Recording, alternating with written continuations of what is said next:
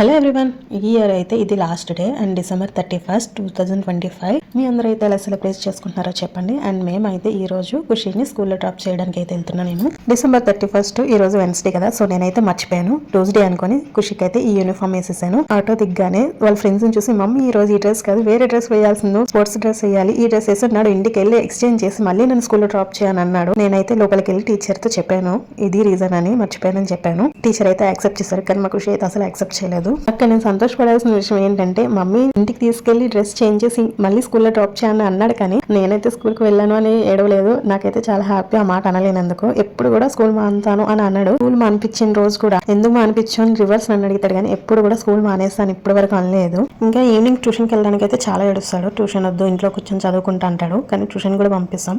ఖుషిని స్కూల్లో డ్రాప్ చేసి ఇంటికైతే నేను రిటర్న్ అయిపోయినా. ఇంటికి వచ్చినాక నేనైతే చాయ్ పెట్టుకుని రిలాక్స్ గా చాయ్ తాగి అప్పుడైతే వంట స్టార్ట్ చేశాను. కర్రీ కోసం బీరకాయ ఫ్రై చేస్తున్నా అండ్ రసం పెట్టా. ఒక పక్క వంట చేస్తున్నా, ఒక పక్క గిన్నెలు కూడా అయిపోతాయి. పక్కనే షింక్ పెట్టి మొత్తం 2 పనులు అయితే కంప్లీట్ అయిపోతాయి. నా వంట ఫినిష్ అయ్యే లోపల ఖుషి స్కూల్ టైం కూడా అయిపోతుంది. ఖుషి స్కూల్ లో రిటర్న్ అయితే ఇంకా 1 o'clock ఆఫ్టర్నూన్ వరకు ఉంటుంది స్కూల్. 1 o'clock వరకు ఇంకా నేనైతే ఫ్రెష్ అయ్యి మళ్ళీ స్కూల్ కి వెళ్ళి ఖుషిని అయితే తీసుకొచ్చేసాను ఇంటికి. మార్నింగ్ అయితే మా హస్బెండ్ ఆఫీస్కి వెళ్ళిపోతారు అండ్ తర్వాత ఖుషి కూడా స్కూల్ కి వెళ్ళిపోతాడు. ఇంకా నేనైతే ఒక్కదాన్ని ఉండాలి ఇంట్లో. మళ్ళీ వాళ్ళు వచ్చే వరకు నేను ఒక్కదాన్ని వాళ్ళ కోసం ఆలోచించుకుంటూ పనులు చేసుకుంటూ ఉండాలి. ఇంకా వాళ్ళ కోసం ఏదో ఆలోచించుకుంటూ వాళ్ళ జ్ఞాపకాల్లో 1 o'clock వరకు గడిపేస్తా. అండ్ 1 o'clock ఇంకా ఖుషి ఇంకా వాళ్ళ డాడీ కూడా వచ్చేస్తారు లంచ్ టైం కి.